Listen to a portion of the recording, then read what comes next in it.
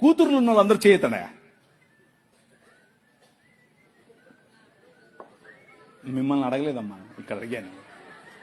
మీరు ధన్యులు, మీరు ధన్యులు. ఎందుకో తెలుసా? మీ పాపను చూసి 6 ఏళ్లైనా 10 ఏళ్లైనా 15 ఏళ్లైనా 25 ఏళ్లైనా 35 ఏళ్లైనా నో ప్రాబ్లం. బుగ్గల మీద చేయి పెట్టి ఎంత అందంగా ఉన్నావమ్మా నువ్వు అని చెప్పు. అది నీ బాధ్యత. నువ్వు చెప్పడం మొదలు పెడితే పక్కనోడు చెప్తే మా నాయన ఎప్పుడో చెప్పాడు అంటది. అర్థమైందా? నీ కూతురు దగ్గరికి తీసుకో, కౌగిలించుకొని చెప్పు, ఐ లవ్ యూ బెటా. అబ్బా ఎంత అందంగా ఉన్నావే నువ్వు, అచ్చం అలాగే ఉన్నావు, అచ్చం మీ అమ్మలాగా ఉన్నావు, అచ్చం మా అమ్మలాగా ఉన్నావు.